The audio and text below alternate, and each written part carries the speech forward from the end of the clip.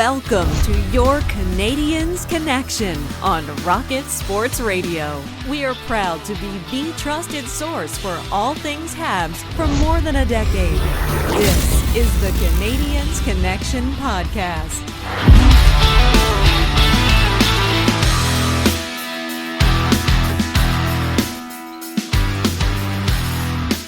We are going to get you to all of the latest Habs hockey talk that you're here for in just a minute.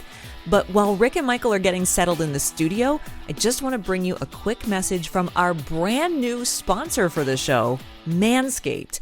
So ladies and gentlemen, it's my pleasure to announce that smooth sack summer is officially upon us. When your man is playing in the summer sun, make sure he's groomed from pubes to bum. Thanks to our friends over at Manscaped, he can make this season his smoothest yet. The Performance Package 5.0 Ultra is the ultimate bundle to keep his boys downstairs cool while looking hot. Have him join the 10 million men worldwide who trust Manscaped. With our exclusive offer right here on the show, get 20% off plus free shipping when you go to manscaped.com and use code THPN. It's summertime, and the trimming is easy, right? Hey, the Manscaped Performance Package 5.0 Ultra has everything he needs to prepare for that summer bod. And inside the package, you'll get the star of the show, which is the Lawnmower 5.0 Ultra. And Manscaped even threw in 2 free gifts on this package, the Manscaped Boxers and the Shed travel bag. So get 20% off plus free shipping with the code THPN at manscaped.com. That's 20% off and free shipping with the code THPN at manscaped.com. Hey, it's smooth sack summer, ladies and gentlemen. Get your mans or yourselves on board or get left behind. Now let's get to the show.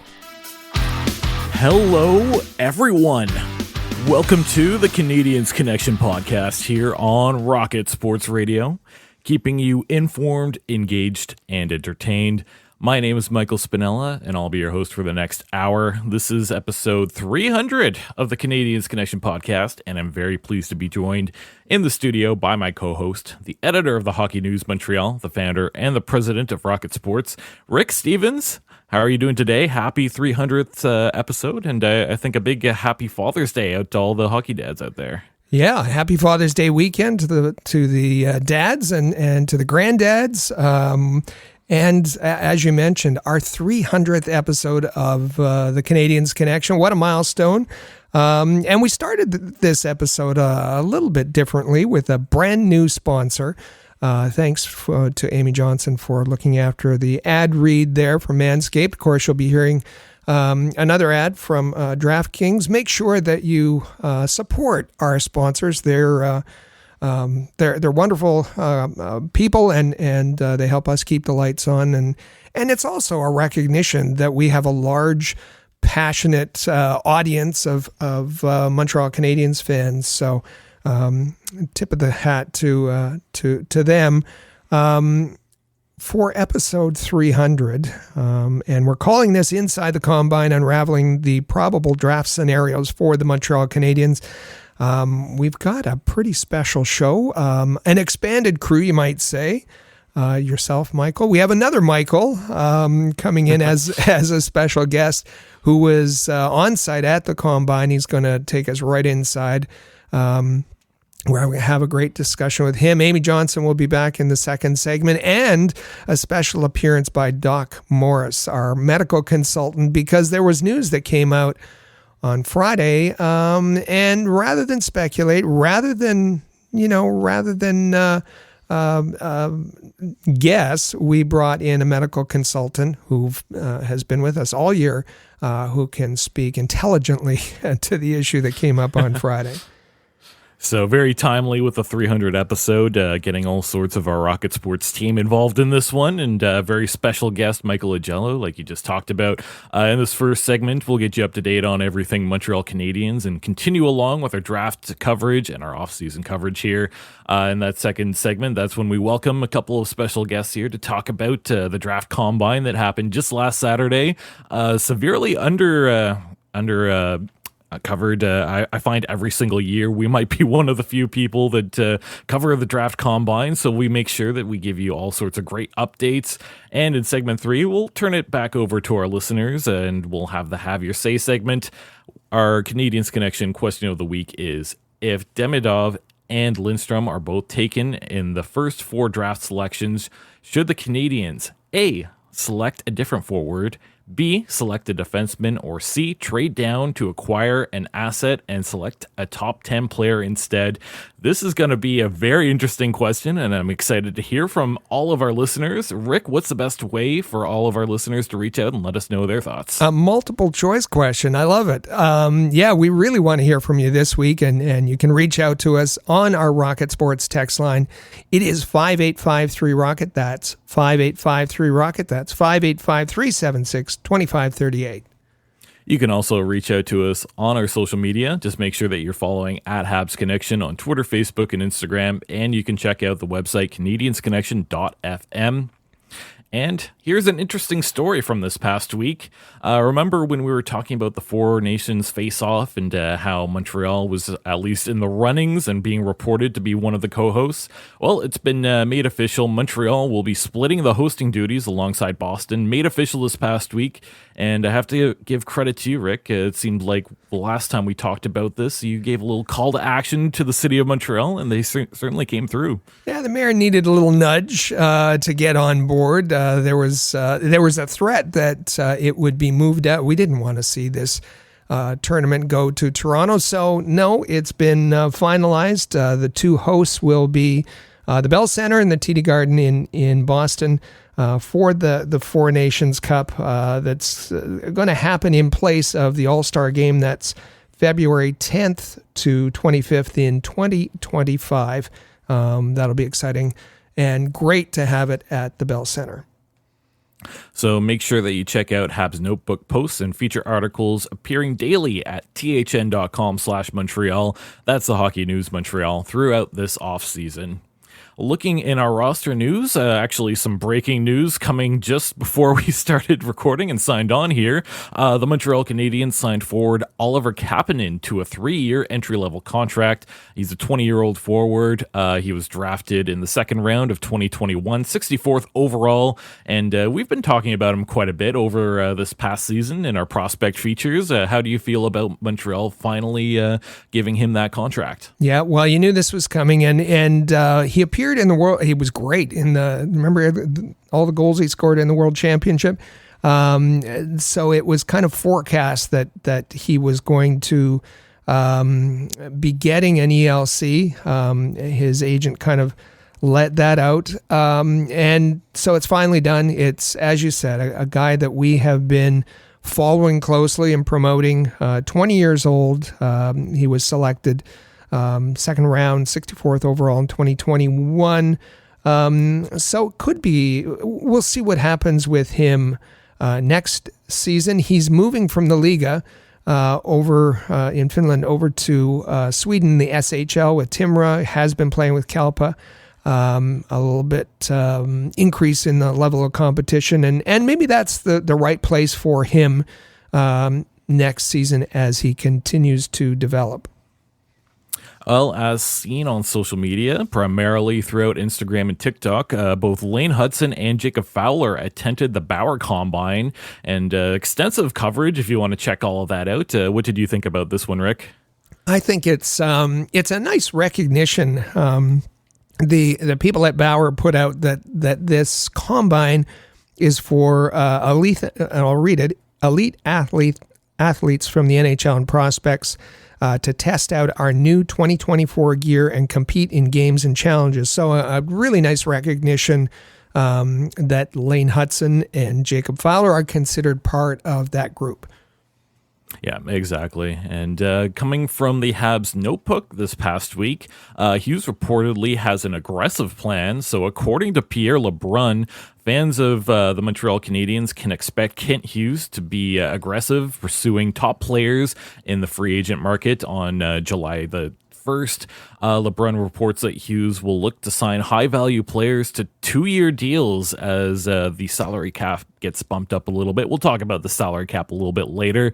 Any thoughts that you can provide here? I know Hughes is an aggressive general manager, that's for sure, but I'm a little bit surprised to hear this. Well, it is a bit of a surprise because we've heard him say, particularly at the end of the season, that he doesn't want to do anything to derail the development plan that they have in place, the rebuild that they have in place, doing things the right way. But it seems that they want to. Hughes wants to add players who have short, maybe have large value contracts, but have a 1 or 2 year term remaining, or sign them to a short term, because then after that, that's when he's going to have to sign his own players to bigger contracts. But the extra cap money, and as you said, we'll talk about that a bit later, is going to help him do this to complement his young players with maybe some established players who can carry them to the playoffs. And as always, Rick, you and I seem to start off some trends. As last week we were talking about some potential trades, and this week we'll talk about how there are 2 Canadians appearing on the Daily Faceoff's trade target board. Those 2 Montreal Canadiens are 1, David Savard, and 2, Christian Dvorak. So, David Savard back on the trade board. Does that mean Montreal media is about to riot here? But beyond that, I think that's certainly the right moves here by Kent Hughes to make both of these players available. Yeah, I think this is right. This comes from Frank Cervelli at Daily Faceoff. David Savard is likely to be traded. We've said that before. I know there's a lot of pushback out there from some of the media adores him, of course, who say he's absolutely a crucial piece and needed as to guide the younger players. But I think we're getting to the stage, and David Savard's done a good job. Full credit to him for doing that. But at some point, the hand-holding has got to stop, right? And at this point, for the young players, David Savard is more of a hindrance, an obstacle, than a help, because he blocks the path of a younger player in that lineup who'd either have to sit out or be playing in Laval. So it's, there's we can thank him for what he's done, recognize the help he's provided during the rebuild and the transition, and now when is it time to turn over the reins to the younger players? And I think that's appropriate for him to be on the list. The other name that you mentioned was Christian Dvorak. I don't. Is there a market for Christian Dvorak? Good luck to Kent Hughes if that happens. I think it would be difficult. Fascinating on this trade target board from Daily Faceoff. Many of the players that we talked about last week, and make sure if you haven't heard, head to CanadiensConnection.fm. There's the full roster of our library of podcasts. It's episode 299 where we talked about some of the trade targets, other notables on this Daily Faceoff board, and our similar players we talked to. Marty Necas at 2, Patrick Laine at 5, Trevor Zegras at 25, Arthur Kaliev, who you had added to the list at 19, Mitch Marner at number 1, of course. Hey. But yes, so they're following it. Daily Faceoff's following it. We've been following it, and we'll see what action there is on that trade board. For sure. And now I think it will transition into some draft topics. So now it's time to get to our Habs prospect report. It's time for the Rocket Report. The Rocket Sports Media Team is your premier source for information about the Laval Rocket, the AHL affiliate of the Montreal Canadiens, as well as Habs prospects playing in the CHL, NCAA, and leagues around the world. Bookmark thn.com/Montreal to follow our comprehensive coverage of Canadiens prospects. Each week leading up to the 2024 NHL entry draft, we've been providing extensive coverage. We'll have a few mock drafts coming up, but just briefly here, last week, of course, was the NHL Scouting Combine for 2024. It's player testing that takes place in Buffalo. We'll go into some more detail in the next segment, but Rick, is there any brief Montreal Canadiens updates that you can give us here? Well, I think there's, as happens with the NHL Scouting Combine, and we went to air last Saturday when some of the media, when the testing was going on, and when some of the media interviews, media availabilities were happening. So since then, some information has come out. We know that the Canadiens had dinner with Cayden Lindstrom, T. Ginla, Sam Dickinson, and a little bit of a curious one, Cole Eiserman. Now, whether that means anything or doesn't mean anything, we remember Juraj Slafkovsky didn't get a dinner. The other bits of information that have come out, I should say, as far as Lindstrom, what we know from him is that, yes, he had a dinner with Montreal, also Columbus and Utah, if you're keeping score. And little things. Zev Buyam is thought of as undersized. He measured in at 6 feet. He was pretty happy with that. Dean Letourneau, who I've been talking about from St. Andrews College, he was the largest forward to be measured. He came in officially at 6 foot 6.5 inches tall and 214 pounds.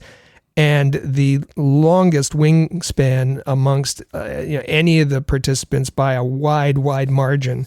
He was pretty interesting. There was, the Memorial Cup happened just over a week ago, and yet some of the participants in the Memorial Cup, like Zane Parekh and Sam Dickinson, Sam O'Reilly, they participated in the test, which is a little unusual. And then we get to the interviews themselves, and we know that the Canadiens kind of try to distinguish themselves as a bit different. Last week we talked about Sasha Boisvert, and there's a bit of a stare down contest. Sasha Boisvert since then has added that he was given a scenario. What would he do in a drill if drills were happening on the ice, if he had to go against Arber Xhekaj? And you had to go against Arber Xhekaj 5 times, and the first 4 times, Sasha, you beat Arber Xhekaj in this drill. And at the end of that 4th drill, Arber comes over to you and says, "Hey, bud, you're making me look back here. Can you let me win one?" What would you say to Arber? And knowing that if you turn down Arber, you're going to have to fight him later in practice. And to his credit, Sasha said no, he's a competitive sort of guy. He wasn't going to let Arber win, even if that meant he'd have to duke it out with him in practice. The other scenario, it was Michael Haig, who was presented a scenario by the Canadiens. And he said, what if Marty St. Louis came to you, the psychologist said, we know who that is, said, what if your roommate was out past curfew, out till 3 a.m., and Marty St. Louis came to you the next morning and says, was your roommate out till 3 a.m.? What would you say? And Michael said, no, he'd lie. He wouldn't rat out his roommate. So interesting, very interesting kinds of questions. There was Dean Letourneau, who I talked about. I think this came from Nashville. He was asked, if you're in the military, do you want to be a general, a pilot, or a sniper? He said he wanted to be a sniper, which I thought was interesting. And then there was the one, I think this came from Utah. Players were asked for their Uber score. as an indication of how polite they were, how orderly they were, I guess, and I thought that was fascinating. So these are just tidbits, but little pieces of information that help the teams to fill out their scouting profile at the NHL Scouting Combine, and we wanted to share them with you. Yeah, certainly some interesting questions there. Not sure how all of those end up applying to players looking to play in the NHL, but if it's anything for me, I've got a great Uber score. I can share that with any team. Well, that's good to know. And listen, we're going to have more about the Combine. As you said, Michael Augello is a Buffalo-based reporter. He was there. He was on site, and he's going to join us in the second segment, so you certainly don't want to miss that. So I think this is tradition that we get to an athletic mock draft at this point in the segment. So the athletic mock draft 2.0 done by staff have the Montreal Canadiens taken Ivan Demidov at number 5. So listing out 1 through 5. 1, Celebrini, of course. 2 would be Levshunov. 3, Saleyev. 4 is Cayden Lindstrom. And 5, Demidov. Again, I think similar to last week, I would be a little bit surprised to see if Demidov dropped to number 5 like this. But again, if he is there at number 5, that's a pretty good scenario for the Montreal Canadiens, isn't it? For sure. And I've said for a few weeks now, the key team is the Chicago Blackhawks, as is reported in this mock, and it's kind of common knowledge now that the Blackhawks are, for the most part, deciding between Demidov and Levshunov. Do they take the defenseman to anchor the defense, or another dynamic forward in this one to complement Connor Bedard? Are they 60-40, one way or the other? We don't know, but whatever they decide is going to have a huge effect on the Canadiens. I think correctly this mock says that Anaheim will be picking a defenseman. Saleyev, Columbus likes probably is going to be taking a forward. They like Lindstrom. That would leave Demidov for the Canadiens, and nothing wrong with that at all if he falls to 5th. One more mock draft to get to here. This one comes from Sportsnet, and this is done by a friend of the show, Sam Cosentino, and he selects Beckett Seneca for the Montreal Canadiens at number 5. So number 1, of course, Celebrini. 2 to the Blackhawks will be Demidov. 3, Levshunov. 4, Cayden Lindstrom. And number 5, Beckett Seneca. So this is a scenario where both Demidov and Lindstrom are off the table, and Montreal goes ahead and picks 6'2" right winger from the Oshawa Generals.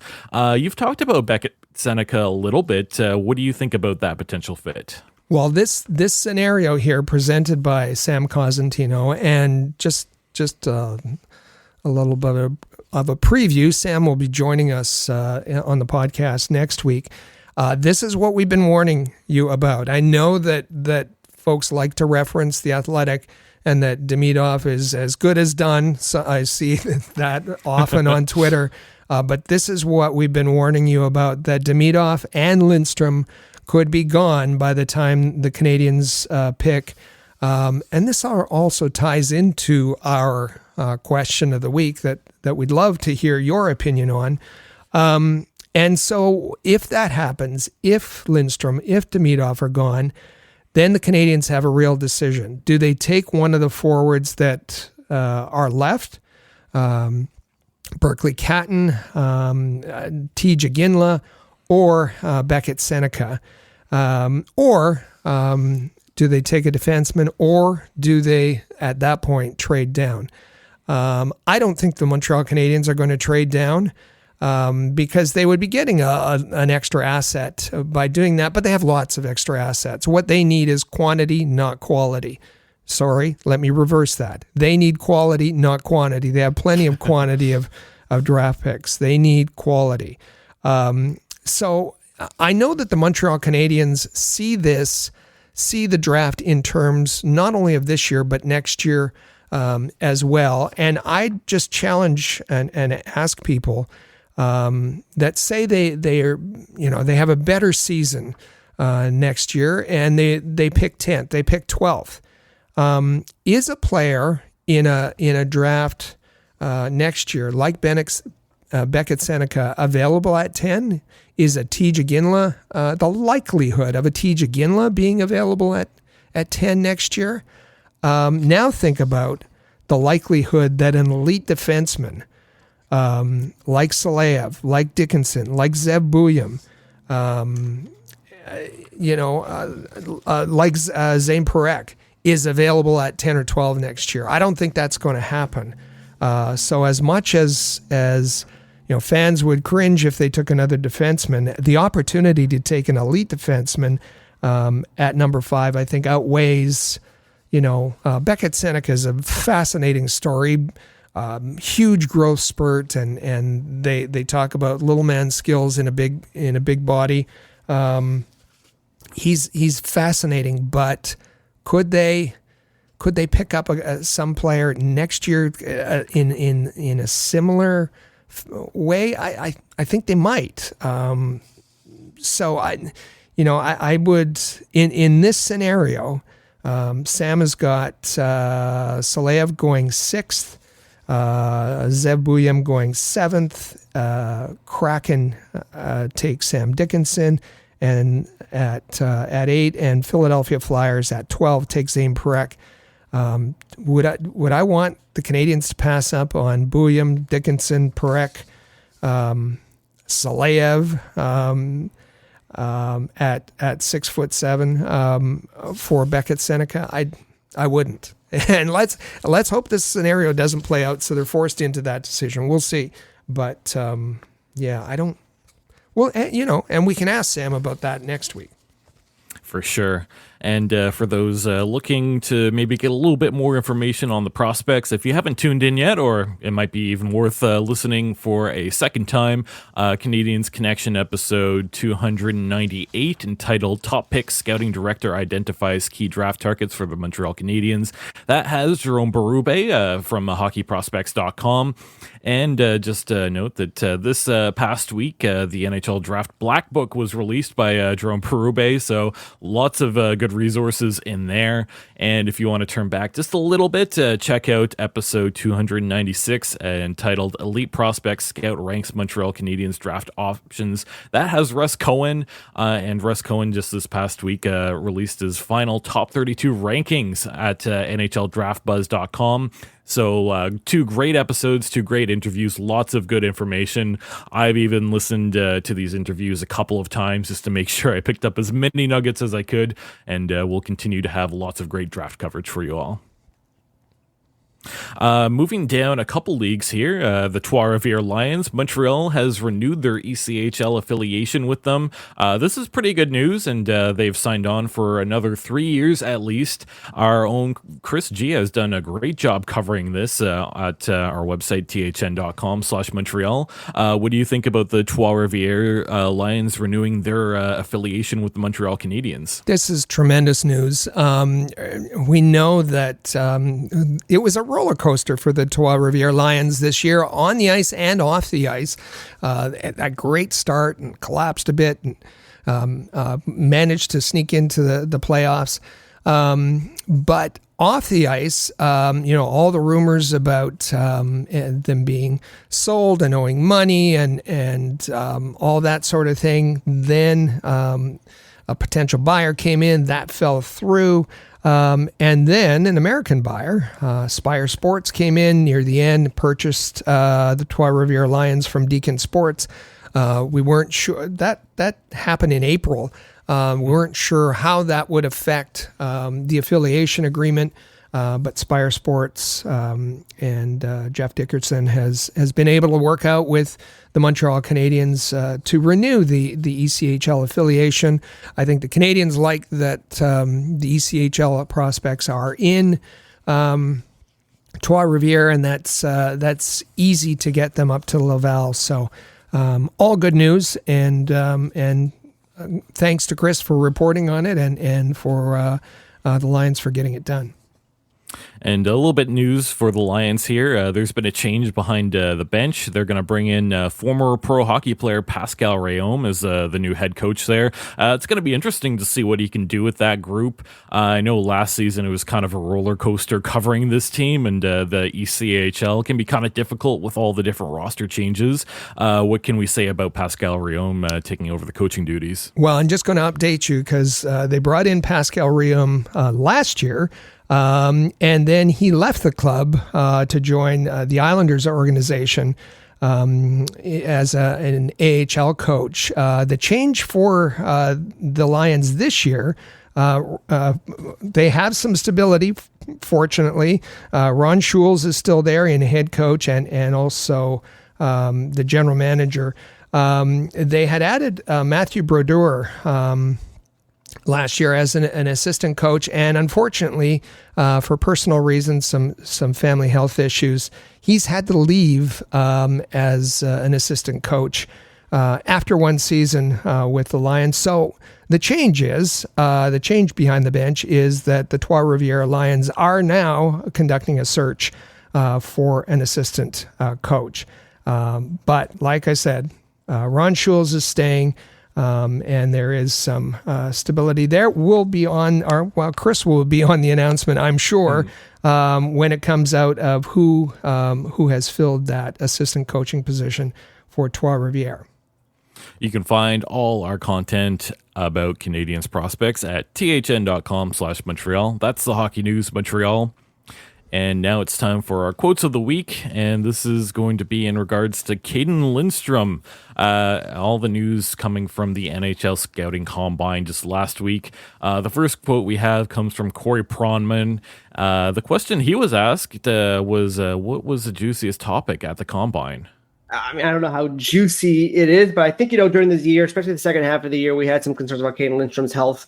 Obviously, he missed most of the second half of the year due to injury, both a hand injury and a herniated disc in his back. And then tried to come back right at the end of his year for the WHL playoffs opening round against Red Deer. Doesn't look good, gets scratched in one of the games, clearly wasn't healthy. And so now, there's some questions about the guy's health going into the Combine, going into his draft. And then you kind of see him at the Combine. He's walking around. He looks good. It's not like Marek Vanacker who has basically it's like all kind of bandaged up. He looks, walking around good. He doesn't do all the testing, but he does the stuff that stresses your back. He did a full set of pull-ups, and I think he actually scored well on the pull-up stage of the Combine relative to his peers. And he just looked fine. And I'm not a doctor, but I talk to people who know doctors. And their doctors seem to be a little bit more optimistic on him than they were a month ago. And like I said, I think more research is going to have to be done there. You need to do all the kinds of research when you're picking in the top 10, never mind the top 5. But it kind of feels like the winds are blowing back in a positive direction for Lindstrom. And I would be quite optimistic about the chance that he's going to go in the top 5 selections of this year's draft. Now, wait a minute, Corey. Wait just a minute. You can't drop that kind of bomb nonchalantly. Yes, everyone knew that Cayden Lindstrom had a hand injury, and most were aware that he also had a back injury, but it was thought to be muscular in nature, not chronic. And we know that when he arrived at the Combine, that his agent gave access to all 32 teams access to his medical file to explain exactly what he was going through. Corey Pronman correctly says that he was limited to, he said he's back on the ice 4 or 5 times a week, that he's limited to, he participated in testing in a limited way, bench pressing, grip test, and pull-ups as well, which you would think that pull-ups would be, if you had a back issue, would be a little difficult. But this mention it just caused ripple effects on social media on Friday. Everybody was talking about the fact that Cayden Lindstrom had an injury, a herniated disc injury, and what I saw on social media was a bit panicked. Lots of people jumping off the Cayden Lindstrom train. It was a bit hysteria. There was podcasts, little fan podcasts, saying the truth revealed and making this into something. Now Corey Pronman, I thought it was wild what he said there. He said, "I'm not a doctor, but I've talked to people who know doctors." Okay, why don't you talk to a doctor, Corey? So that's what we did. That's what we did, is talked to a doctor. And if you've been listening to the podcast, that we have a medical expert specifically for Rocket Sports, for the Canadiens Connection. His name's Dr. Stephen Morris. And so I reached out to him. Why not talk directly to doctors? And Stephen provided this commentary for it. I'm going to play it. It's a little bit long, but I'm going to play it in its entirety, because I think rather than guess, rather than cause hysteria, we should talk to a medical expert to find exactly what this means. Rick, thanks for having me back to talk about this one. The Cayden Lindstrom lumbar disc herniation has been the talk of my Twitter feed for the last 24 hours. Mine too. And so I think it's good to get our 2 cents in on the picture. Look, I'll just start by saying that I'm not worried about this. And I definitely would still be picking this guy at 5 if he's available. And here's why. So when we look at the anatomy of this problem, for all the listeners at home, essentially you have your spine bones. In this case, we're talking about the lumbar spine, which is the lower segment. Has cushioning between each spine bone, which is your intervertebral disc. That provides cushioning and sort of padding between each spine, helps cushion the load of our spine when we're standing, as well as taking force, twisting, and doing all sorts of other things. It is very, very, very common for these to herniate to a certain degree. We see that in practice all the time, but also, of course, in professional sports. The symptoms that most people experience with any degree of herniation is going to be associated spasm of the erector spinae group and the paraspinal muscles, which sit beside the spine and help keep us upright. And that causes back pain and restricted range of motion as things slowly begin to heal. In more severe cases, the bit of the disc that pops out and herniates can also press on local structures around it, like some of the nerve roots that come out of the spine, for example. Common people might know this as sciatica. One of the ways that it can present, and that's when the spinal root gets compressed by that disc that's sort of bulging out. It can cause symptoms of stabbing pain and shooting pains and electrical sensation down the back of the leg. In either case, in most of those cases, and I'm talking the vast majority, they improve without any specific intervention outside of physical rehabilitation. Now, there are, of course, very severe cases that do need surgical repair, whether that's acutely severe, as in right away things are bad, or those that don't improve over time or with rehabilitation. And current literature is looking at, 8 weeks plus, depending on if they're an elite athlete or not, and what's been tried and all sorts of other things. What people need to realize is that, number one, like I said, the vast majority do improve. Okay, so that's a good start. And we know statistically that about 90% of non-operatively managed low back herniations or lumbar spine herniation, disc herniation do return to play at the elite level in NHL. In addition to that, what you probably don't realize is that there's so many guys in the league that are playing with these things, and they're just choosing to play through it, and it's probably more common than you would expect. Given the fact that Cayden is walking around, we don't know the extent of his injury, of course, but given the fact that he's walking around, he's skating 4 or 5 times a week, he's doing things like pull-ups and bench press and all these things, tells me that we're probably more talking with a mild injury that they're taking care of and being safe with, which as Habs fans we can all probably appreciate, versus something more moderate to severe. And I think anyone that's going into their draft year will want to take the safe route there. He knows he's going to go high. He doesn't need to push himself and do the horizontal jump or vertical jump and all this nonsense. For those that have more significant injuries, there are options beside rehabilitation. We can do corticosteroid injections around the nerve sheaths to give people symptomatic relief. And in more advanced cases, we can do things like shaving the disc that's been bulged out, even replacing the disc, and doing spinal fusions. But I have a hard time believing that's even anywhere close to what he's dealing with right now. The most interesting thing about all of this is when I've looked into it today specifically, there's actually a 2024 retrospective cohort study on NHL players with lumbar disc herniation. So it's as if they knew that we're going to have this conversation. It's in the Global Spine Journal. And essentially they looked at 62 NHL players across a period of 1971 to 2020. And they assess their pre-injury performance usage, and we're talking games played, time on ice, goals, assists, points, all these things, from before the injury to up to 3 years after, and compared them with age-matched uninjured players, or unreported injured players, I should say. They also split them into non-operative and operative groups, and we're looking at Cayden. Of course, we're going to care about that non-operative data because that's the group that he fits into. What I can tell you is this, and everyone take a big breath here. There is absolutely no statistical difference in the games played, time on ice, goals, points, shooting percentage, and usage across any of these non-operative patients or players to their age-matched counterparts, which means that you wouldn't be able to pick them out of a pile between who had a lumbar disc herniation and who didn't, okay? And these are for people with probably more mild injuries and probably that were all managed non-operatively. And that means rehabilitation, physiotherapy, and cautious sort of greater return to sports. So I think when we look at Cayden, we can say, okay, we're in 2024. We have a high level of rehabilitation signs. We have great treatments for this. And he's probably got a more mild spectrum injury anyway. Absolutely pick this guy if he's available at number 5, unless, of course, Ivan Demidov is there. Thanks, guys.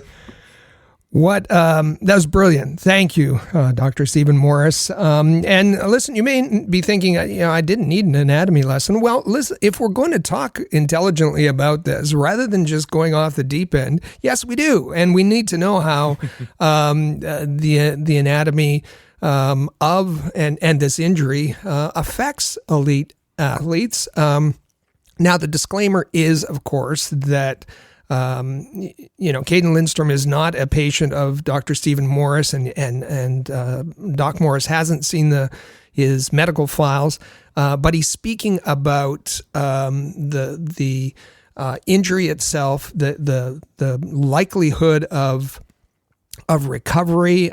He referenced that Global Spine Journal 2024 cohort study.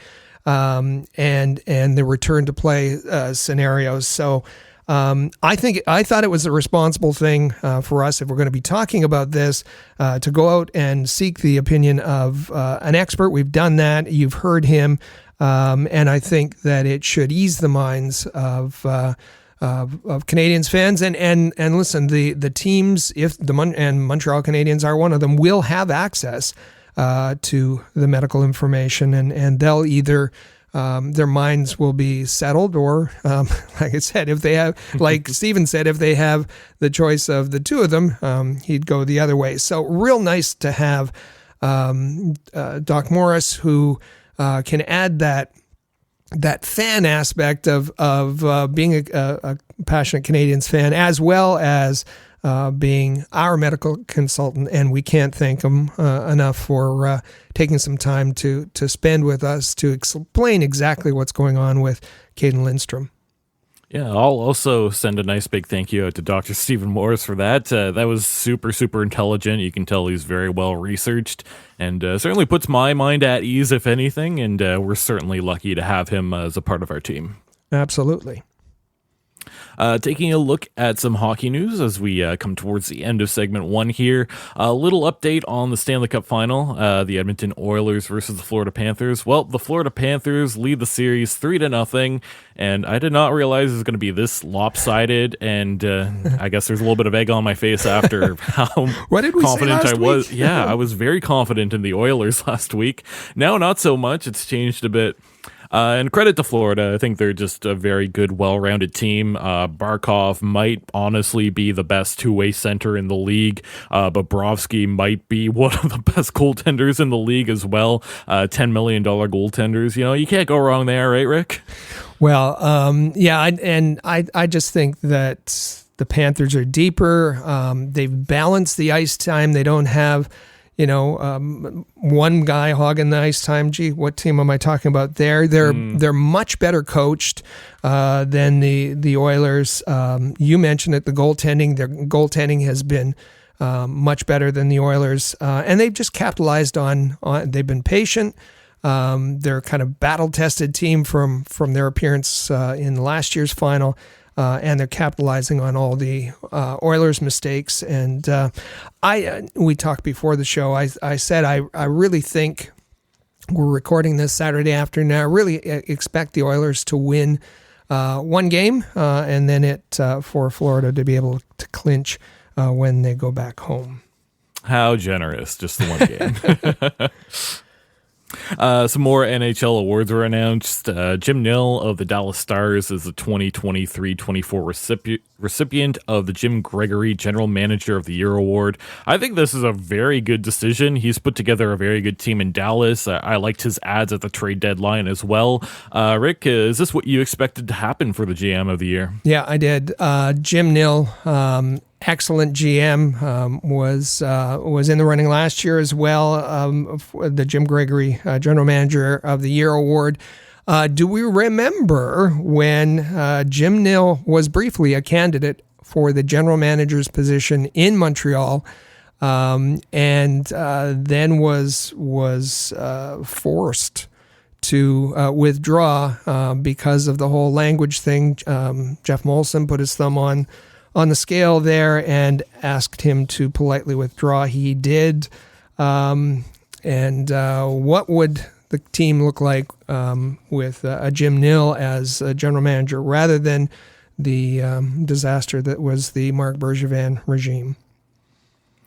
And unfortunately, now's the time where I have to give maybe a little bit of kudos to Gary Bettman, as Gary Bettman announced that the cap will rise to $88 million next season. I believe that's a little bit more than we were expecting it to rise. I think all in all, the cap going up is just a good thing. Yeah, for sure. And that's according to the formula. It went up just below $88 million. They had some negotiating room that pushed it up to an even 88. Fantastic.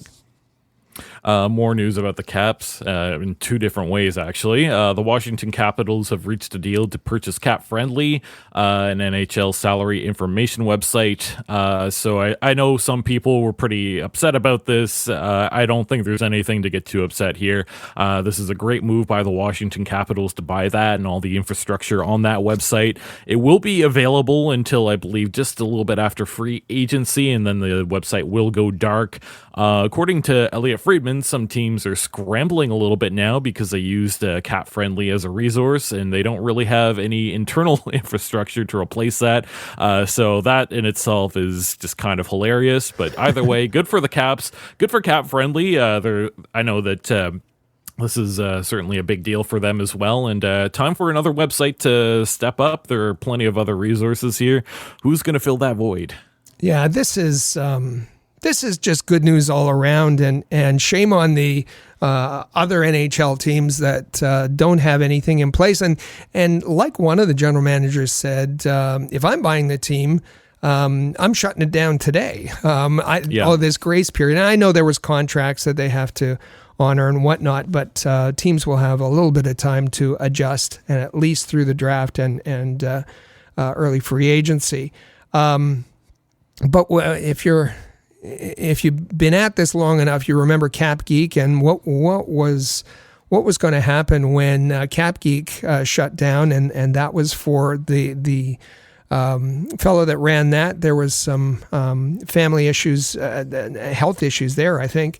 And then Cap Friendly stepped in, and I remember the early days. Dominic's from Montreal. Dominic reached out to me, and we had lots of discussions about what should be on the site. Dominic went on to Chicago, and then I think San Jose, and the brothers Jamie Ryan and Christopher Davis, they've taken it, and Dominic's still a part owner, but the brothers are running it and have done a great job. And now for it to be this valuable to be purchased, well done by the folks with Cap Friendly. Now we also, I've got a very good relationship with Hart at Puckpedia. Puckpedia is a good resource if a Cap Friendly like resource. If you haven't been there, check out Puckpedia. They do terrific things, and with the hockey news, there's a bit of a partnership with Puckpedia. So let's hope that and Hart has announced a bunch of new features that have been added and will be added to Puckpedia. And who knows, maybe someone else will step up. I think this is a good news story all around. For sure. And like I said it before, but you and I always making those trends come into fruition.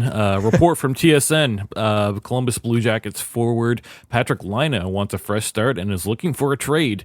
So we did mention him on last week's episode, and I'm sure there's a team out there that will be happy to have him. It's just going to be a very difficult trade for the Blue Jackets to make.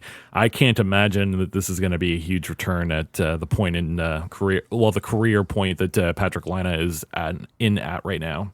Yeah, I think it's a good decision for Patrik Laine to want a fresh start. I think you have a new general manager in Columbus, and he probably wants a fresh start without that player.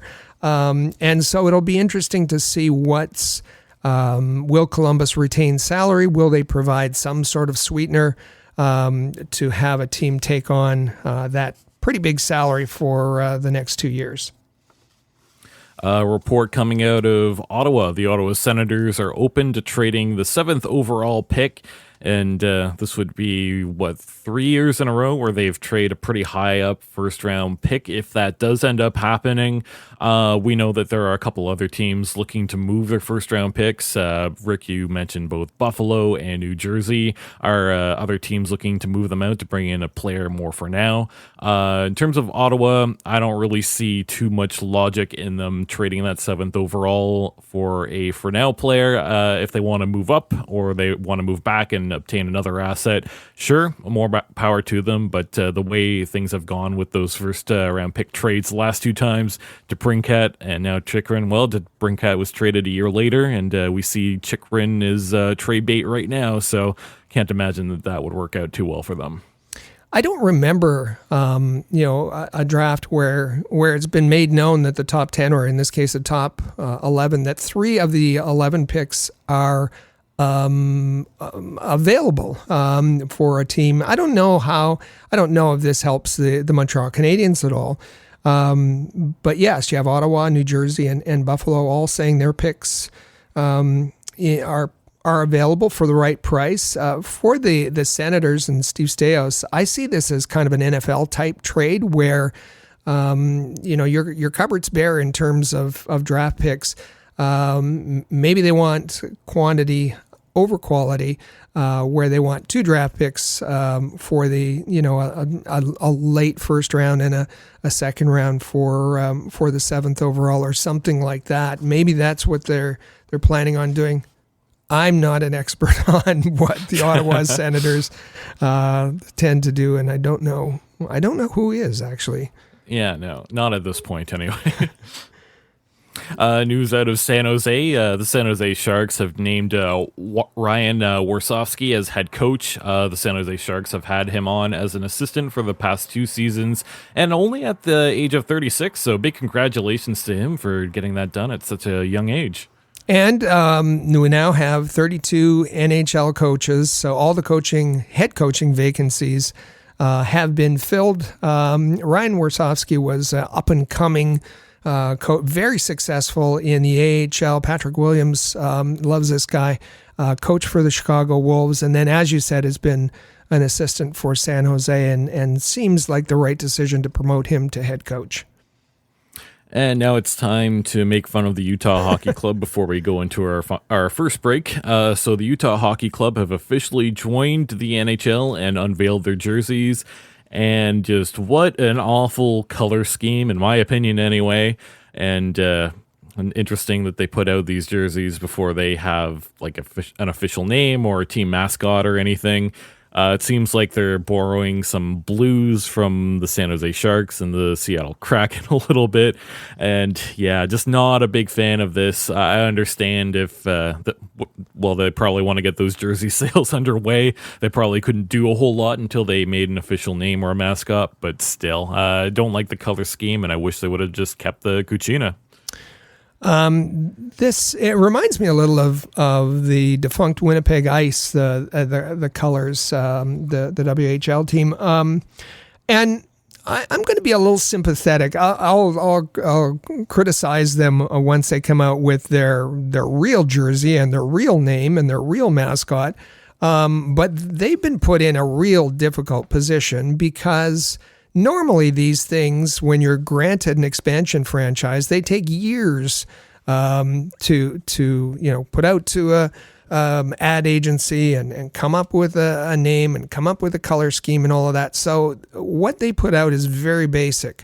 The Utah Hockey Club, basic blue jerseys, and this is in parallel to the fact that they're going through this contest to find the right name, and I expect that the jersey is probably going to have these same base colors, but will be spiced up once they have their official name and official logo, and as you said, their mascot. So I'm going to hold off. I'm going to keep my powder dry for now and see what happens as we go along.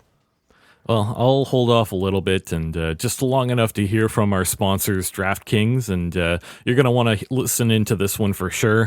Big topic segment coming up pretty soon. Inside the Combine, unraveling the probable draft scenarios for the Montreal Canadiens.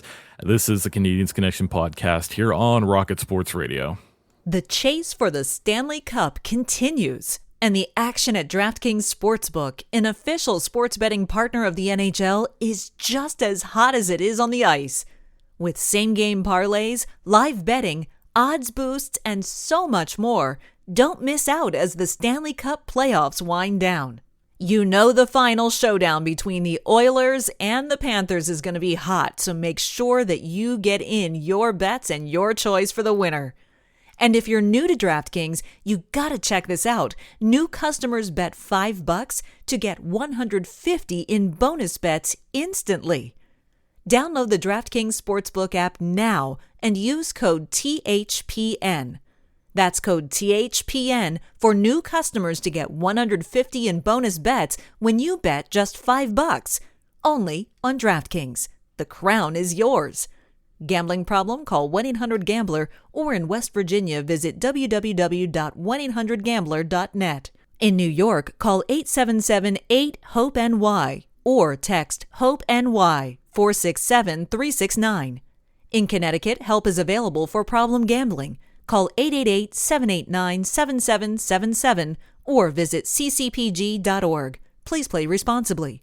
On behalf of Boot Hill Casino and Resort in Kansas. 21 plus age varies by jurisdiction. Void in Ontario. Bonus bets expire 168 hours after issuance. See dkng.co/ice for eligibility and deposit restrictions, terms, and responsible gaming resources. Copyright NHL 2024. All rights reserved.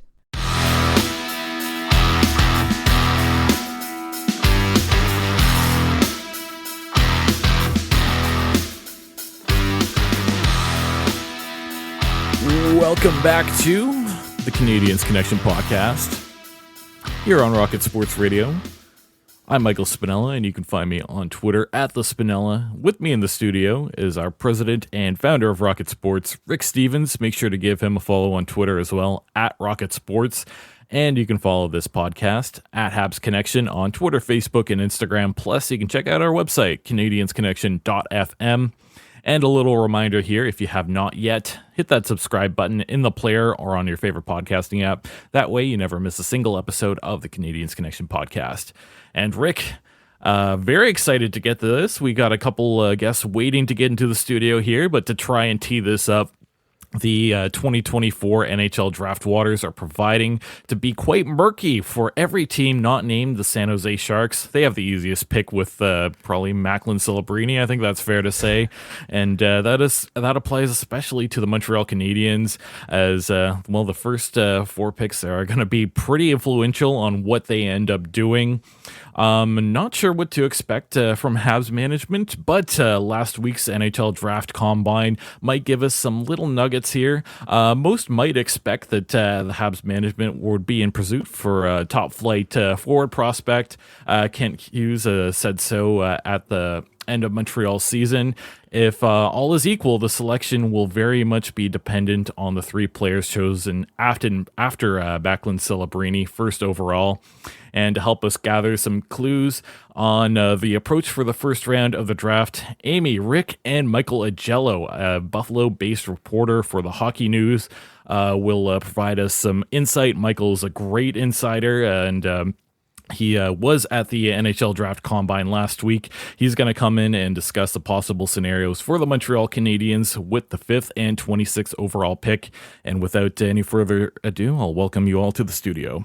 So yes, this week we are continuing our pre-draft series, bringing in some really dynamic and just dynamite exclusive interviews and guests here on the Canadiens Connection podcast, draft experts, scouting experts, all giving us their insight and analysis and evaluation of what the Habs might do in the draft, which is very rapidly approaching. It's just going to be here in a matter of a couple of weeks. And today, very happy to have another return guest on the show, a guy who is always just chock full of knowledge about the draft and the prospects. And that is the one and only Michael Augello. He is the site editor here at the Hockey News for the Buffalo Sabres team site. He also covers the Leafs for Hockey Buzz.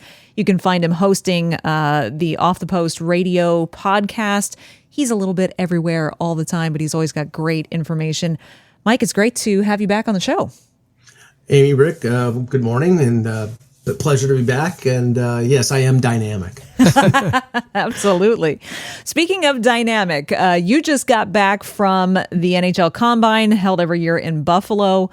And I guess that's kind of where we want to start, just the basics. For people, some fans aren't, they might hear stats and anecdotes tossed around about the Combine, but they might not really understand what the format is, what the process is, and what it's like to be there in the building for the Combine. They know there's testing, there's interviews, they hear about, the networking and, there's media availabilities and so forth. But just in general, what is it like from a media perspective to be there in the building in that environment for the week of the NHL Combine?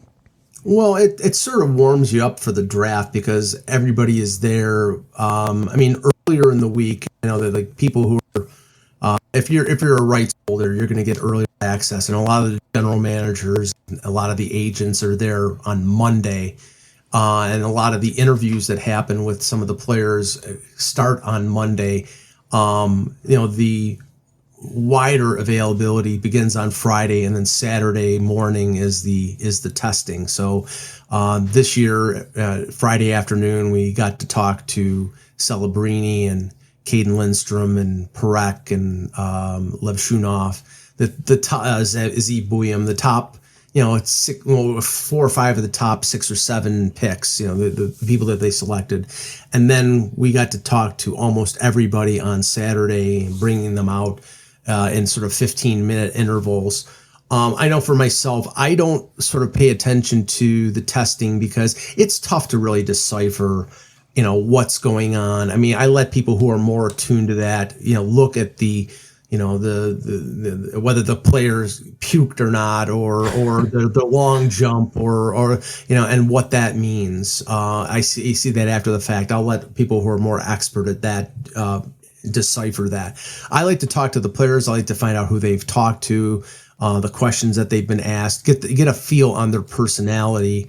And that gives me a little bit more of a gauge, like the teams interviewing them, of what they're like and what they could be like. I mean, obviously they these are 17 and 18-year-olds, and they're going to grow and change over the years. But it gives you an an indicator of what they're going to be. So this draft, maybe more than others, is there's a lot of variability when you look at the rankings out by the independent groups. When you look at the mock drafts that are coming up, once you get past Macklin Celebrini, there's a lot of variability, and if the independent ranking agencies have very different lists, we expect that applies to the teams as well. That their lists are very different, and of course their needs are different. For me, I think that the key here in the draft is after Celebrini is picked, and that's with the Chicago Blackhawks, and they have lots of needs, and may want to go in two different directions, and Demidov might be a perfect pairing with a Connor Bedard, or they have needs at defense as well, and Levshunov is a name that comes to mind there. Are you hearing anything about the direction that Chicago might go in? And we're keying on Chicago because I think it might set the dominoes in place for what happens later that affects the Montreal Canadiens. Well, with Chicago, I mean, obviously they hit a home run with Bedard, and they have other forward prospects. I think their forward complement in terms of young players is more deep than defensively. They have Korchinski, and they have and obviously Seth Jones, who's not ancient right now, but I think everybody looks at the construct of that team and where they're going and what they need to add, and at an opportunity at 2, they could get the best defenseman on. Levshunov is, likely the pick there, but it doesn't rule out the possibility where you have a dynamic offensive player like Demidov, who, it sounds like any team who drafts him is going to have to wait a year or more. It's sort of a Mishkov's type of situation where, he's under contract to SKA St. Petersburg, and, they're not going to let him go until they, get what they want out of him. And that might be a year, it could be 2 years. You don't know. But he's a dynamic offensive performer. And but you look at Chicago, and you would think that defense is where they'd want to go, but it doesn't guarantee it 100%. So maybe before we go a little further, we should talk about Demidov was not. You weren't able to get information directly from the source here, but there will be an opportunity to meet with some of those Russian players who are not at the Combine, and maybe you can talk a little about that with that event in Florida. Yeah, I know that I believe it was Ryan Kennedy from the Hockey News was down in Florida for the Cup final for games 1 and 2, and I do believe that sort of combine or interview process or workout with some of the Russian players did happen. I don't know for sure, but I believe that when we spoke yesterday, when everybody talked, that was indicated. And it wasn't just Demidov. I know I think Igor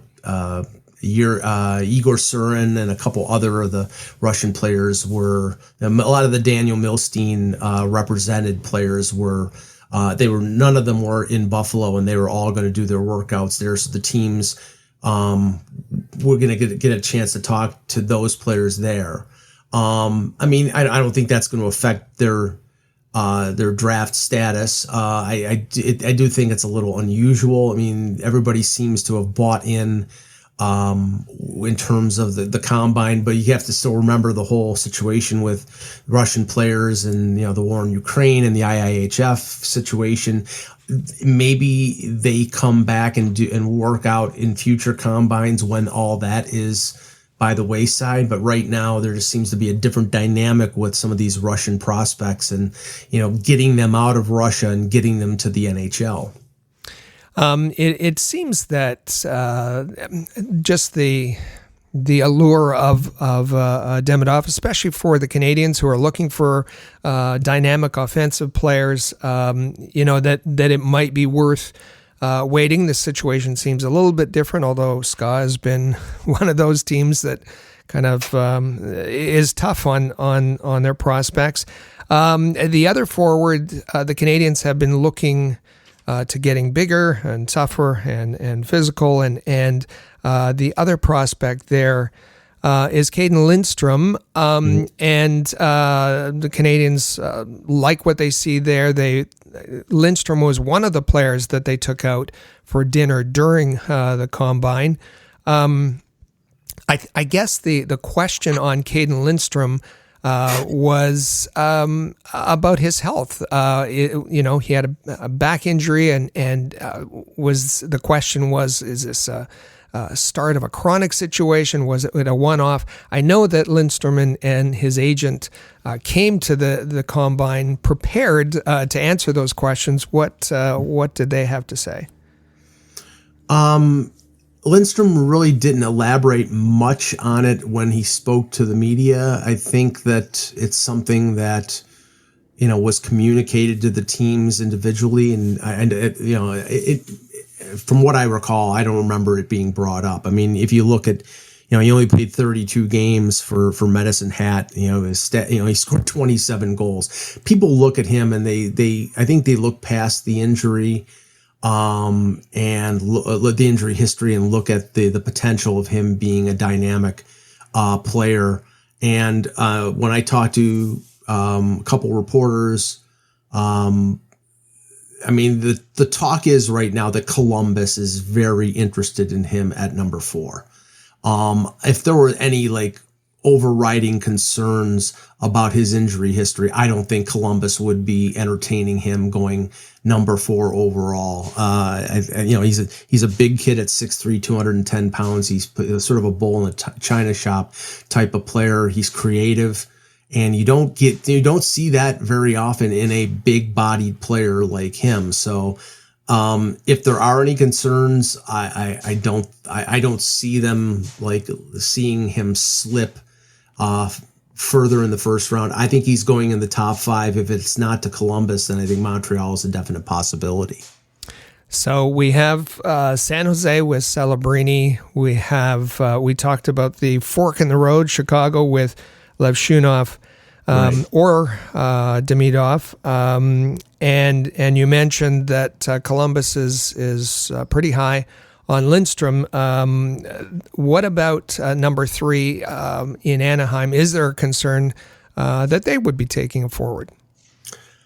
It doesn't seem like that's where they're going. Even though you got to remember, Anaheim is a defensive factory. They have a very keen eye when it comes to defensemen, and they have a couple really excellent young prospects in Mitukov, who played in the NHL last year, Zellweger, and they have a couple veterans, but their pool isn't as deep as it usually is, and that's why I think a lot of people see them taking a defenseman at 3. Now it's a question of what defenseman. I've heard Silyev, the 6'7" Russian who's played in the KHL. I've heard Parak. Sam Dickinson's name has been mentioned. Buium has been mentioned. So they could go a number of directions. I don't perceive them after taking McTavish and taking Leo Carlson and still having Zegras in the mix, that they're going to go for another forward. So I would think the general consensus is right now they're going to go blue line. All right, so it's falling into place, sort of, and I think that sets up the situation where, again, as I mentioned, Chicago may decide this if there's a forward, one of the 2 top forwards, if we're considering Demidov and Lindstrom, the 2 top forwards. Chicago is the key by the time it gets to the Montreal Canadiens. If those 2 are gone, if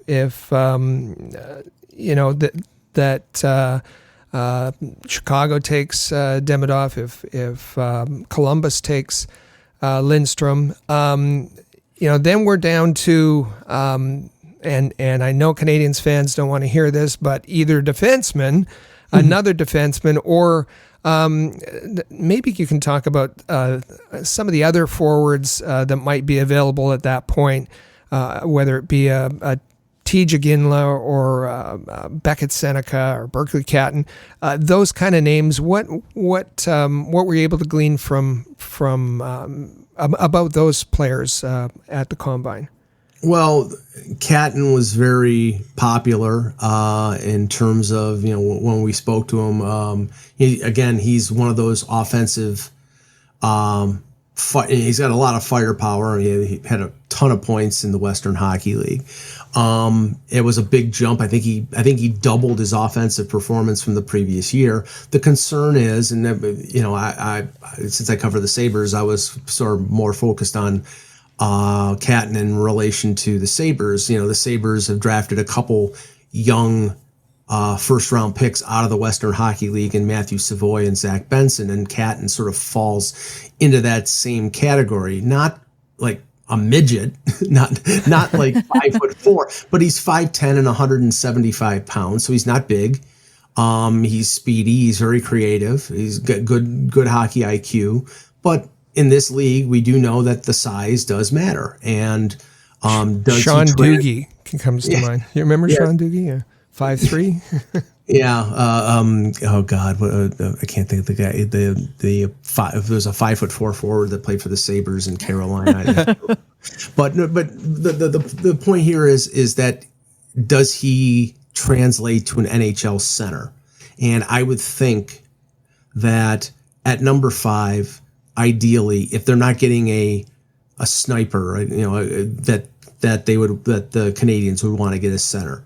Right now, in my mind, they have three dynamic forwards in Suzuki, Caulfield, and Slafkovsky. A lot of people were ready to write off Slafkovsky after a year, and I think last year, especially in the second half of the season, he proved everybody wrong. I think he's going to be really. I don't know how good he's going to be, but I think he's going to be really good. But, if you look at the teams in the Atlantic Division, you need 5, 6, 7 players who can score goals. Yeah. And, I have doubts whether Kirby Dach can stay healthy. He hasn't been able to in his career. Alex Newhook is, somebody who, we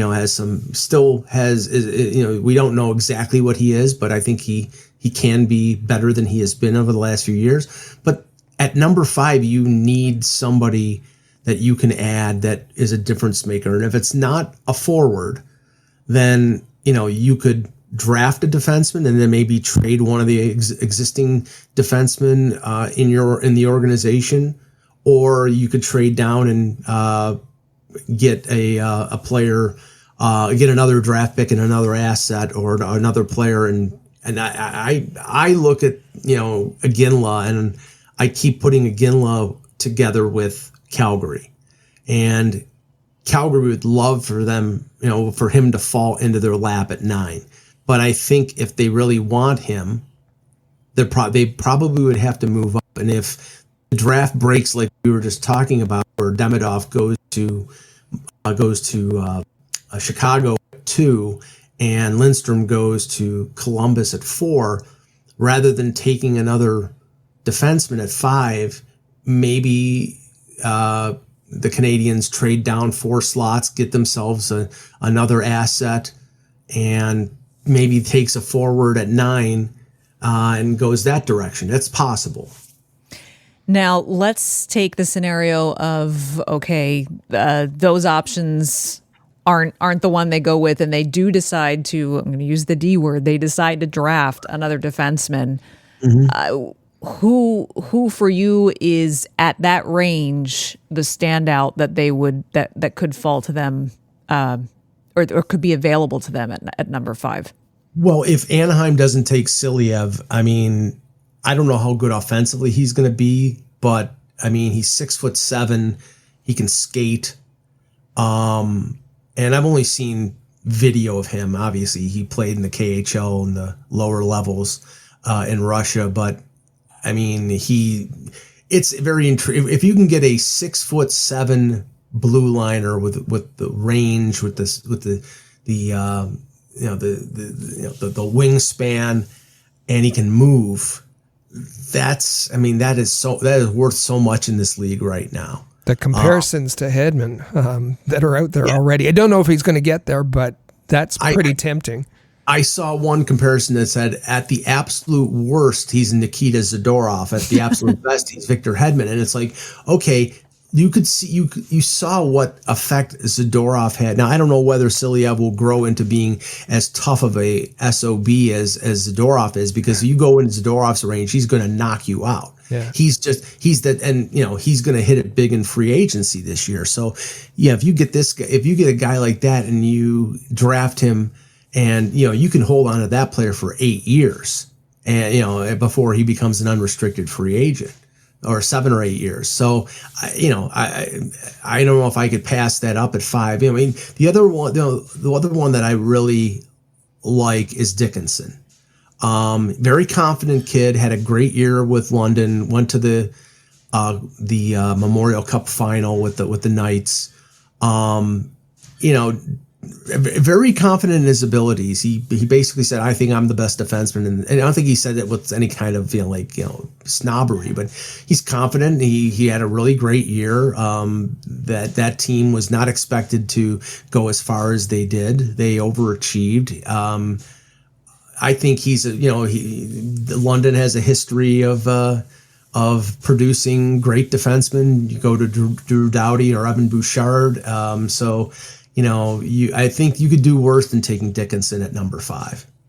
Someone else who was in the Memorial Cup final is Zane Parekh, who, if you're looking for offense, Bouillon is another one you mentioned that he may go earlier than that, but those two players as well are considered players who can move the puck, be a power play quarterback, and those sort of things. But interesting you mentioned Dickinson because he was one of the players that the Montreal Canadiens took out for dinner, which is kind of common during the week to get to know prospects a little bit better. Most teams do that. Cayden Lindstrom was also taken out for dinner by the Canadiens, and so was Cole Yzerman.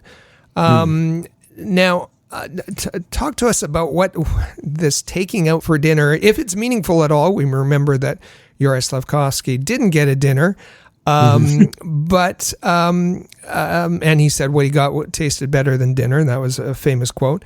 But first of all, doesn't mean anything, and secondly, Cole Yzerman, that's a pretty curious choice to take out for dinner. Yeah, Sam Dickinson said he had salmon when he went out to dinner with one. So we got a little TMI there. Thanks. But Yzerman is very intriguing, and again, in sort of calculating what Buffalo might take at number 11 if they keep their first round pick, Yzerman is one of these players that sort of fell into that range. And if you remember, I mean, I would say probably in November or December, he was sort of 1-2 with Celebrini, and he was ranked up there, and then his stock sort of fell, and it's sort of puzzling why his stock has fallen, because he scored I think he broke Caulfield's records in the National Development Program for goal scoring. I mean, he's a sniper, and he talked to us, and he was like, well, I'm a well-rounded player, but on the teams that I was on, my teammates knew that I could score, and they're feeding me the puck. So when I get the puck, I'm going to shoot it in the net. It's like, it's sort of like, I don't think he's a black hole. I always use that comparison with Tim Kerr from the Philadelphia Flyers back in the day. It's like, you passed the puck and you never got it back. Well, yeah, because he scored 50 goals. That's why he's trying to score.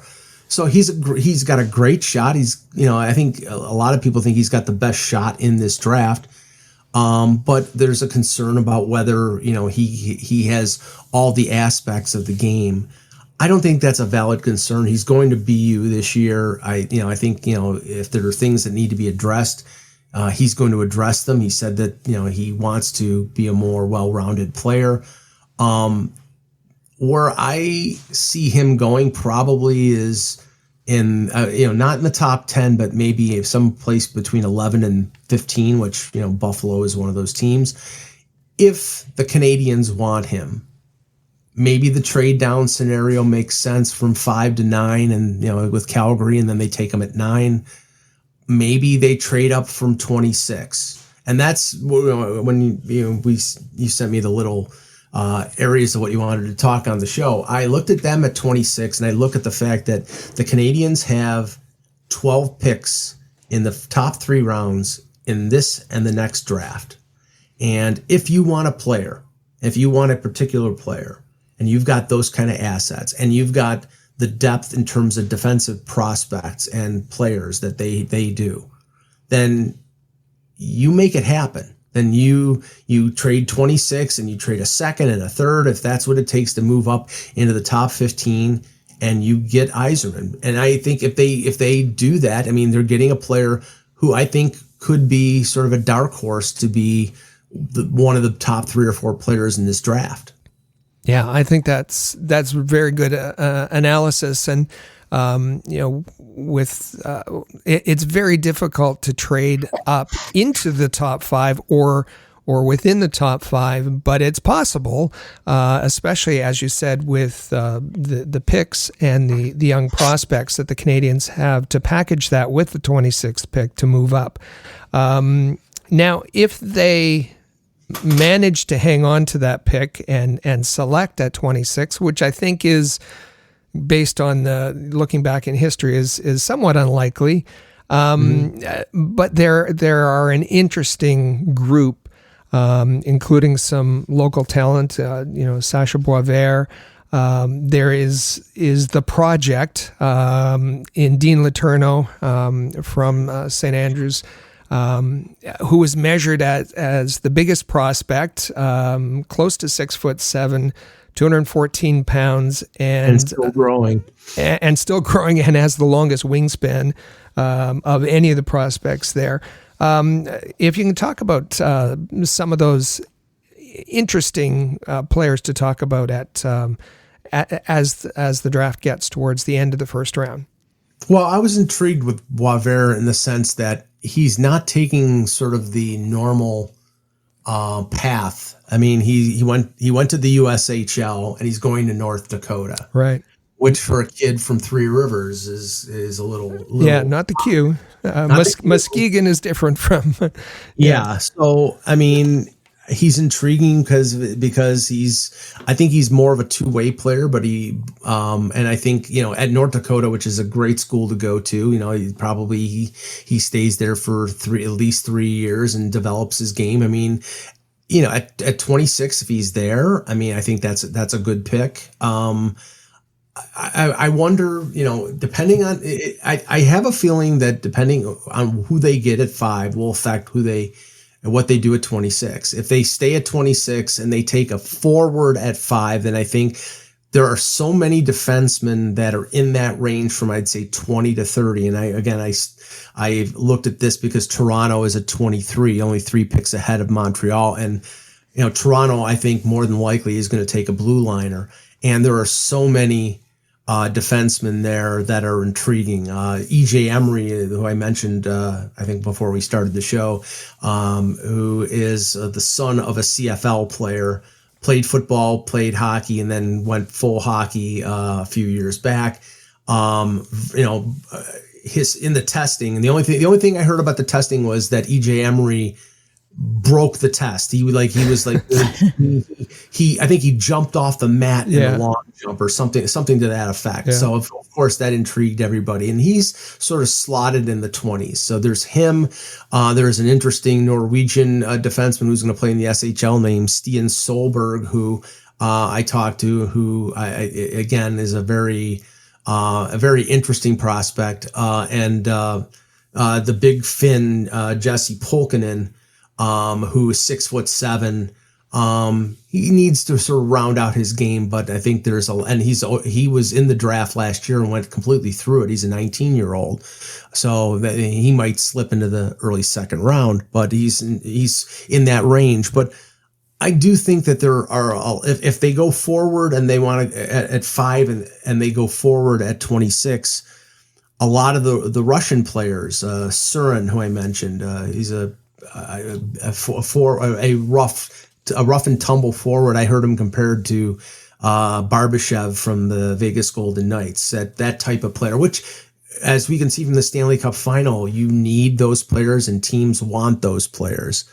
Igor Chernysov is another big Russian playing in the MHL and KHL, who's probably going to be over there for a couple years. But these are the type of players that are going to be there at 26. And if they stay there, if the Canadiens stay there, that I think one of those players will be the ones that they take. But I do think that there is, the possibility of them moving up. It makes too much sense for them to move up. And, not only I heard that the number 5 pick for Montreal could be in play. Who knows if that's true or not? But I do know that Tom Fitzgerald came out and said that he would trade the number 10 overall pick. And I know Buffalo, if they can get some immediate help, they need to make the playoffs this year, they would be willing to trade the number 11 pick. But I don't think they're going to trade the number 11 pick to trade 26. Down, get extra prospects. They want a player. So I don't think Philadelphia at 12, they might be willing to do that. They're really in a rebuild. If you gave them 2 or 3 picks to move up to 12 and the player that they wanted was not there, I think that's a possible deal. So I think it's workable. I think that the Canadiens could do that. It's just a question of whether Kent Hughes and Jeff Gorton have the will to do that. So let's just kind of start to wrap things up with the draft itself. We know the league sent some ripples out when it was announced that this is allegedly the last in-person draft, that they are planning to decentralize the draft moving forward, and that this, for all intents and purposes, will be the last time that they conduct the draft in the format that we are accustomed to, where everyone meets at the same place at the same time. However, coming out of the Combine last week, there's certainly been some rumblings that there's been more than just a little bit of pushback, whether it's from teams, whether it's from media in general. What are you hearing in terms of the status of the draft after this year? Well, there was pushback immediately from the media regarding it. I think that they thought it was a bad idea, and I think that they thought that the motivation of this was budgetary when it came from the NHL teams. The cost of hotels and meals and beverages in the respective cities, and not surprisingly, it came out after they went to Nashville, which was I've never been to Nashville before. It was a very fun time. But that's the whole thing. It's a convention. The draft is the entire hockey world meeting in one place, all the draft picks being there, or most of the draft picks being there in one place, all the general managers and coaches and everybody being on the floor, and you can see them talking to each other. From switching from that to sort of the NFL style draft where everybody's in a war room in their respective cities, I mean, it's going to make it impossible for the media to cover it, because the outlets are going to say, okay, well, are we going to send somebody to Seattle if the draft is in Seattle next year, or are we going to keep them at the war room? And it's like, you're not, the first round picks are probably still going to be where the draft is. So, I mean, I just don't know if it works, but from the very beginning, I heard from a couple reporters through the year, when we started talking about Vegas, and they said, well, this may not be the last one. And then at the Combine, the whispers I started to hear was, well, let's see what it's like after it's in Vegas. And we were speculating, talking to a few other people, that, maybe what's going to happen here is that the draft is going to be in Vegas all the time, because the awards are in Vegas all the time. The board of governors meetings or the general managers meetings or whatever, you could put them in Vegas. You could have the draft at the Sphere every year. And I'm sure Mr. Dolan would be very happy if he had an event like there. We even speculated, and I've talked to other people about this. Wouldn't it be refreshing if on July 1st, when free agency started, you had everybody in the same place? sort of like the draft, where like the general managers and everybody are at tables and they're talking and the agents are there. And I don't know how conceivable that is, because we know free agency plays out over weeks and not one day, but a bunch of the signings happen on July 1st. But there's a lot of speculation that this won't be the last one. And if this is a success, which I think it's going to be, I mean, it's going to be a spectacle at the Sphere, Sphere, not the Sphere, it's Sphere. It's going to be very interesting. Vegas I've never been there. I'm going there for the first time, so I'll be like a wide-eyed child going to Vegas. But now if it's in Vegas every year, then I'm going to have to make sure I save up some money to play blackjack and the Texas Hold'em. Yeah. But I think if I had to gamble, I would say this is not the last draft. Maybe there'll be some aspect of decentralization, but I just don't think the NHL can get away from having all the players in one place, having the general managers at least there, having some representation there, and it just, I don't know if it really works to do what they said that they're going to do. So I'm hopeful that after the success of this draft, that they decide to sort of scale back what they just said that they were going to do and stay closer to what they have right now. That would be good news for sure, definitely. And what is good news for us and our listeners is that, once again, you've just been a wealth of knowledge and insight. We always love having you on the show. We could talk to you for hours because there's so many things that you can impart to us and our listeners, and we just can't thank you enough for joining us today. If you are not following Michael Augello on Twitter, well, then shame on you. And here's the way to fix that. Just search for his handle at Mike in Buffalo, and you'll find Michael Augello on Twitter. If you're interested in Sabres coverage, be sure to check out his hockey news team site, thn.com/ is it Buffalo or is it Sabres? I believe it's /Sabres. /Sabres. And of course, you'll find him on Hockey Buzz and Off the Post Radio as well. Mike, thank you so much for being here with us today. We always enjoy chatting with you. My pleasure. Anytime. Thanks for having me. And big thank you to all three of you, Rick, Amy, and Michael Augello, especially Michael Augello, taking the time to come in and chat with us there. What a great discussion there. Got all sorts of little nuggets. And Rick, good job to you as well, leading the way through that conversation. I like Michael Augello. He's a wealth of knowledge. He wears many hats. He's a colleague at the Hockey News, covering the Buffalo Sabres. He also covers the Leafs.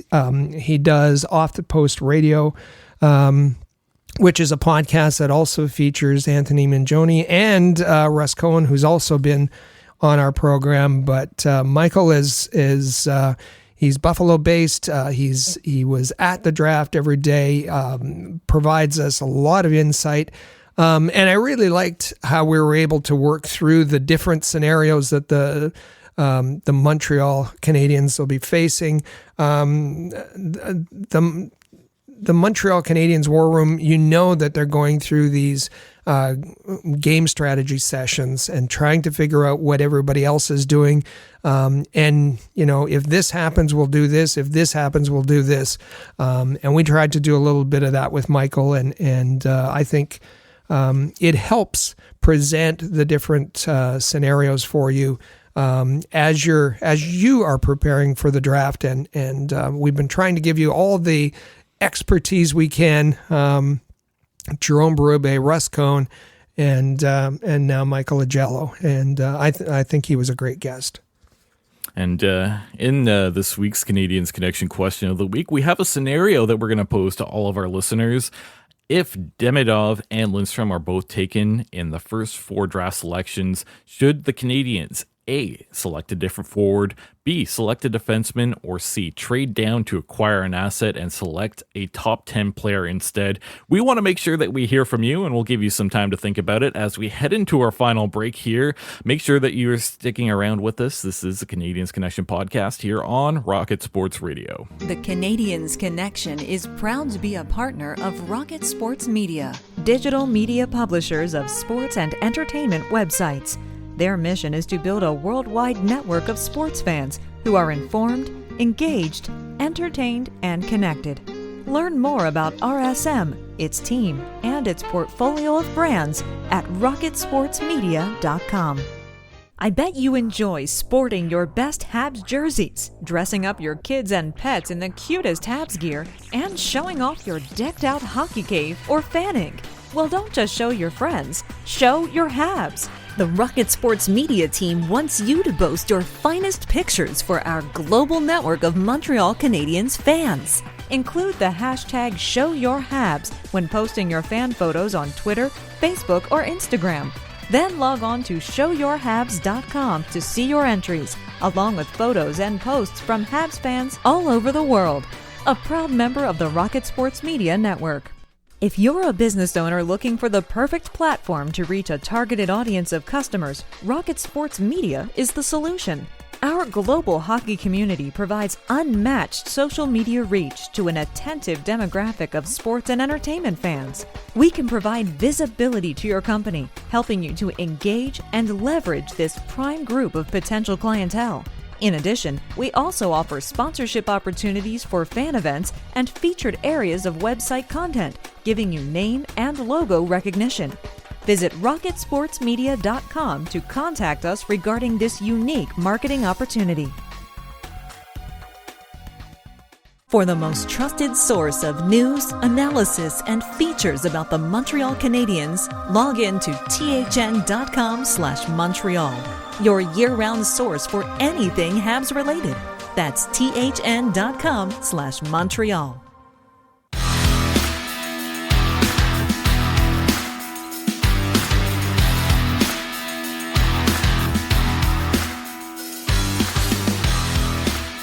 Welcome back to episode 300 of the Canadiens Connection podcast, right here on Rocket Sports Radio.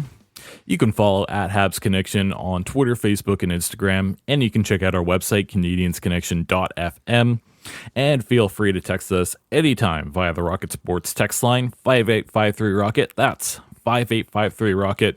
And once again, just wanted to give a nice little thank you to Michael Augello for taking the time to take us through the NHL Draft Combine in that last segment. Great discussion there, and I think he's always welcome to come back and talk NHL Draft Combine, isn't he? Absolutely. Russ, Michael, anybody from Off the Post Radio, we're happy to have you in the studio. So I know it's a pretty busy offseason, lots of news as we approach the NHL Draft, and here's what you need to know from Rocket Sports. Here's how to keep up to date. We cover the Montreal Canadiens for the hockey news, and you can find all of that content at thn.com/Montreal. That's the hockey news Montreal, all of our Canadiens coverage in one place.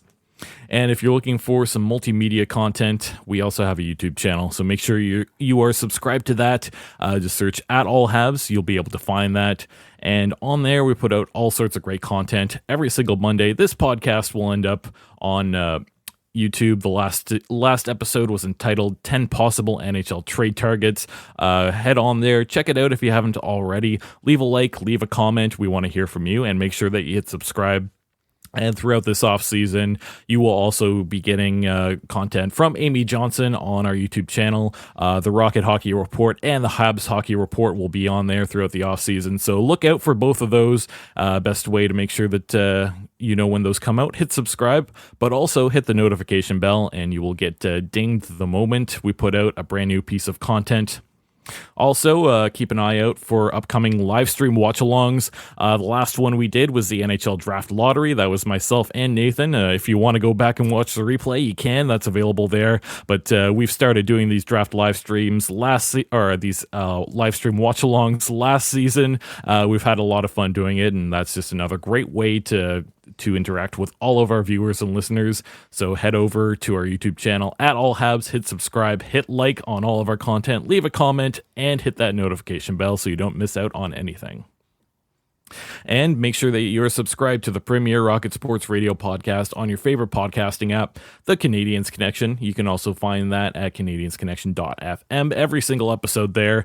We'll be here throughout the entirety of the summer, every single Saturday. Make sure that you don't miss out and hit subscribe on your favorite podcasting app. And if you enjoyed the show, please make sure that you leave us a 5-star review. We really appreciate that, and that goes a long way in helping us out. And if you want to help us out in another way, just a little bit more, share our podcast on X, Facebook, Reddit, or on any of your socials. We really appreciate that, and that helps us get more Habs fans to add to our community. We are your inside link to the Montreal Canadiens. And Rick, we've been promoting this the last few weeks, and we'll continue to do so. Our Rocket Sports team is looking to add a little bit. What can you tell us about joining the team? If you're passionate, if you're dedicated, if you can be consistent in your contributions, then reach out to us. And you want to join this incredible Rocket Sports team that contributes the video content, written content to the hockey news, and so much more, then just send me an email, hello@rocketsportsmedia.com. That email address again is hello@rocketsportsmedia.com. So we look forward to hearing from each and every one of you.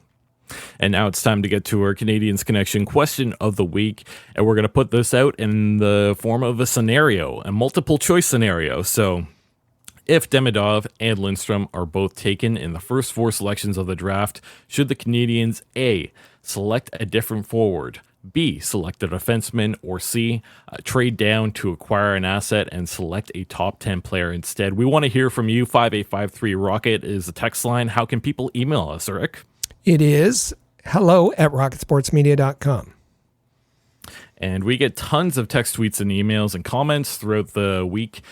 We got quite a few reactions from our latest episode, Canadiens Connection, episode 299, entitled Draft and Trade, Canadiens' Dual Approach to Accelerating the Rebuild. And here are a few comments. I'll let you start this one off with an avid listener, Habinations. Habinations says, I'm thinking that the Habs could move down. TJ Ginla could fetch a large reward from Calgary, allowing the Habs to draft Cole Yzerman. Cole Yzerman was taken out for dinner, and you heard what the scenario that played out that Michael Augello described, and so thanks for Habinations. We'll see if that indeed happens. Coming from Dope the Loaf, what they have to say is, if I'm picking at 9, I want Cayden if he's there. As for trades, don't go after Zegras or Necas. Both are soft and will cost more than they're worth. The Ducks are insisting on Gouli or Reinbacher, and that's an instant no. Zegras is a hot dog and doesn't understand the concept of defense. Necas's upside is a second line forward. I'm not sending the moon for him. If we're dealing the 26th first round pick for a young player, try to get Kent Johnson from Columbus or Jake Neighbors from the Blues. Send the second to New York and give Kakko a chance. Worst case scenario, he's a defensive responsible third line forward. So that's in reaction to all the trade potentials that we laid out for you on that last episode. And Center Heiss 7948 also is commenting on last week's podcast. That's Canadiens Connection, episode 299. You can find that at canadiensconnection.fm. We called it Draft and Trade, Canadiens' Dual Approach to Accelerating Their Rebuild. Center Heiss says Marty Necas is really the only perfect fit that I see. I'd be willing to give up Matheson and the 26th pick and a small type prospect like Sean Farrell, or maybe Beck, as long as the contract is dealt with and his contract is extended as part of the agreement. You could also try a 3-team deal to solve any issues. Other than that, the only players that you mentioned that I'd be interested in are from the Devils, Dawson Mercer or Alexander Holtz. Other than that, I just use the 26th pick if you can't make one of those deals. He talks about Zegras being talented but not fitting with the Habs. We need size and strong character players. However, I do think they'll make a splash trade with that 26th pick. Seems to be their trend. However, at this time, we need to do a lot better. Top 6 player who isn't a project player this draft and this offseason have huge implications on our rebuild time frame. So thank you for that, Center Heist 7948. So we appreciate all the comments, text, tweets, and emails we get throughout the week. So keep those coming in, and we want to make sure that we hear all of your reactions to each and every one of these episodes. CH Weekly, plenty of stuff to look forward to for Montreal Canadiens fans. And of course, if you're listening on Sunday, happy Father's Day. We appreciate all the hockey dads out there. Just wanted to give a little shout out. I think something I didn't realize when I was a child is how awful it is to get up at like 6 a.m. on a Saturday. So appreciate all the fathers that do that to take the kids out to hockey or whatever it is. It's pretty great of you all. Absolutely. On Saturday, June the 22nd, you can look out for special guest Sportsnet draft analyst Sam Cosentino. He will be making an appearance on this podcast. He's going to provide great draft information. And on Saturday, June the 29th, will be our NHL Draft extravaganza episode. So that's going to be a full reaction to the draft. And just one last thing I'll throw in there for those in Montreal. Franco Music Festival is now underway. And on Friday, you're going to get Staple in Quebec, Les Trois Accords, playing on the free stage. So if you don't have a Father's Day gift yet, maybe that works. It's free. I like it. That's going to be a wrap for us today. Thanks to all of you for listening. Make sure that you are subscribed to the Canadiens Connection podcast in the player or on your favorite podcasting app. You can also share it on social media if you like what you heard. Enjoy the week, and we'll be back here next Saturday, June the 22nd, for another great episode. Thank you all for listening to the Canadiens Connection podcast here on Rocket Sports Radio. Click subscribe so you never miss an episode of Canadiens Connection. Follow us on Twitter, Facebook, and Instagram @Rocket Sports.